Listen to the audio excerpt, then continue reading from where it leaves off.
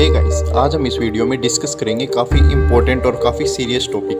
तो आज का हमारा टॉपिक रहने वाला है कैंसर। अब इस वीडियो में हम डिस्कस करेंगे कि क्या होता है कैंसर, क्या इसके रीजंस हैं कैंसर होने के, या हम बात करेंगे मेजर किस किस टाइप्स का कैंसर होता है। फिर इस वीडियो में हम साथ ही साथ सिम्टम्स डिस्कस करने वाले हैं और आखिर में हम बताएंगे इसके ट्रीटमेंट्स, कौन से मेथड से ये ट्रीट हो सकते हैं। तो चलिए शुरू करते हैं।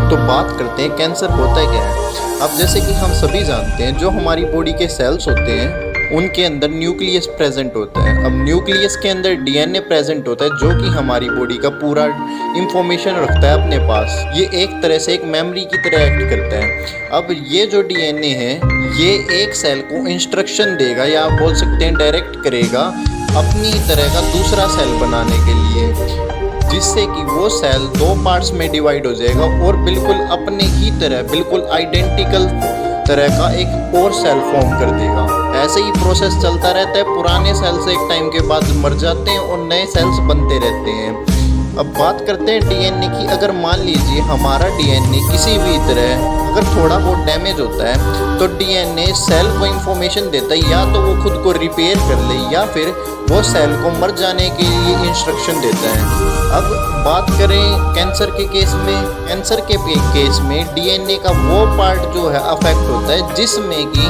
हमारी ये इंफॉर्मेशन रहती है कि सेल या तो खुद को अपने आप को मतलब ख़त्म कर दे या फिर रिपेयर कर दे, रेदर देन वो जो डीएनए होता है वो सेल को इंफॉर्मेशन देता है अपने जैसा आइडेंटिकल सेल्स बनाने के लिए। अब इस केस में सेल अपने जैसे और सेल्स बनाने लगता है, लेकिन उसमें कोई लिमिट नहीं होती है। लगातार बिना किसी नंबरिंग के सीधा लगातार ग्रो करते जाते हैं अपनी जैसे सेल्स डिस्ट्रक्टिव होते हैं और वे आने वाले सेल्स दोबारा से और सेल्स को जनरेट करते हैं, जिससे कि इन सेल्स की मात्रा बहुत ज़्यादा बॉडी में बढ़ जाती है, जिसके कारण हमारी बॉडी में इन सेल्स की मात्रा नॉर्मल सेल्स से काफ़ी ज़्यादा होती है, जिसे हम कैंसर का नाम देते हैं। इस केस में हम बोलते हैं कि उस व्यक्ति को कैंसर की शिकायत है। बात करें आगे क्या होता है इस केस में, जैसे जैसे ये कैंसर सेल्स बढ़ते जाते हैं तो ये नॉर्मल सेल्स को डिस्प्लेस करते जाते हैं, अपनी जगह से हटाते जाते हैं, जिसके कारण वो उनकी जगह घेर लेते हैं पूरी तरह से। अब वो एक जगह इकट्ठे होने लगते हैं, जिसको हम बोलते हैं ट्यूमर। सिंपली हिंदी में हम उसको बोलते हैं गांठ, जब शरीर में गांठ बन जाना। अब ये हम एक सिंपल तरीके से समझते हैं, सिंपल एग्जाम्पल के थ्रू समझते हैं। मान लीजिए कोई मुर्गी एक पिंजरे के अंदर है, अगर वो लगातार अंडे देती जा रही है तो एक टाइम ऐसा आएगा कि वो पिंजरा पूरा अंडों से भर जाएगा और मुर्गी के लिए अपनी खुद की बैठने के लिए, उठने के लिए जगह नहीं बचेगी। अब इसमें जो अंडे हैं वो कैंसर सेल को डिनोट करते हैं, लेकिन जो मुर्गी है वो करती है नॉर्मल सेल को डिनोट। अब जैसे कि अंडे मुर्गी की जगह ले लेते हैं पूरी तरह से, तो मुर्गी को कहीं ना कहीं जाना पड़ेगा। इतने सारे अंडे इकट्ठे होने से, या बोल सकते हैं हम कैंसर सेल से एक जगह इकट्ठा होने से ट्यूमर फॉर्म होगा। जैसे जैसे ट्यूमर बड़ा होता जाता है वो खुद की एक ब्लड सप्लाई चेन शुरू कर लेता है, या बोल सकते हैं रक्त प्रवाहिता चालू कर लेता है अपनी खुद की, जिससे कि वो पूरी तरह इंडिपेंडेंट हो जाता है, वो किसी के भरोसे नहीं रहता। कुछ केसेस में ऐसा होता है कि एक कैंसर सेल्स एक दूसरे से चिपके रहने की बजाय किसी भी कोई भी अगर कैंसर सेल निकल करके अपने आसपास की रक्त कोशिकाओं में चले जाते हैं, तो उससे क्या होता है कि वो कैंसर सेल हमारे शरीर के विभिन्न अंगों में चला जाता है। वो कैंसर सेल जिस भी पार्ट में जाएगा हमारी बॉडी के, वहाँ पर अपने जैसे और सेल्स फॉर्म करेगा, दोबारा से उस पार्ट में ट्यूमर फैलाएगा, जिसको हम मेटास्टेसिस बोलते हैं। अब इस मेटास्टेसिस में कैंसर सेल अलग अलग बॉडी पार्ट्स में ट्यूमर बनाएगा, जैसे कि लीवर्स में, लंग्स में, प्रोस्टेट ग्लैंड में, या बोल सकते हैं बोन्स के अंदर। ये तो बात थी अगर कैंसर सेल रक्त कोशिकाओं में जाता है, लेकिन अगर ये जो कैंसर सेल है हमारे लिम्फेटिक सिस्टम से होकर के गुजर जाता है, ये जो ट्यूमर होता है ये हमारी छोटी ग्रंथियों में हो जाता है, जिसको हम लिम्फ नोड्स बोलते हैं। ये लिम्फ नोड्स जनरली रक्त के प्रभाव को रोकने के काम आते हैं। ये तो बात हुई कैंसर क्या होता है, ट्यूमर क्या होता है। अब बात करते हैं इसके सिम्टम्स की, कि कैसे हमें पता चल जाता है कि कैंसर हो चुका है किसी बंदे को, तो हम क्या एक्शन ले सकते हैं। अब इसके सिम्टम्स कुछ इस तरह होंगे, शरीर में किसी जगह गांठ बन जाना, जैसे गर्दन में आदि में, जान का लगातार घटना, या बोल सकते हैं थोड़ा बहुत बुखार हो, अगर वो भी लंबे समय तक रहे, या फिर भूख कम लगना, अगर कोई व्यक्ति खाना ठीक से नहीं निकल पा रहा है, उसको खाना निकलने में दिक्कत हो रही है, तो इसका मतलब उसको बोल सकते हैं नेक कैंसर हो सकता है। या फिर अगर मुंह में कोई छाला हो छोटा तो लेकिन वो काफ़ी समय तक ठीक ना हो, तो ये भी एक कैंसर का लक्षण पाया जा सकता है। अब या फिर लगातार किसी का पेट खराब रहता हो, या फिर उसके स्टूल में या फिर टॉयलेट में अगर खून आ रहा है, तो ये भी कैंसर का एक लक्षण पाया जाता है। बात करते हैं टाइप ऑफ कैंसर। तो कैंसर के बहुत से टाइप्स होते हैं, लेकिन मेजर टाइप ऑफ कैंसर होता है जैसे skin cancer, lung cancer, prostate gland में cancer, breast cancer, collateral cancer, kidney cancer या फिर ब्लैडर में कैंसर हो जाना। बात करेंगे इसके ट्रीटमेंट के बारे में। इसका ट्रीटमेंट जनरली 3 तरह से होता है। अगर कैंसर पहली स्टेज में होता है तो जनरली हम इसको रेडिएशन थेरेपी से निकालते हैं, जिसमें कि हम गामा रेज का यूज़ करते हैं इस कैंसर को ट्रीट करने के लिए।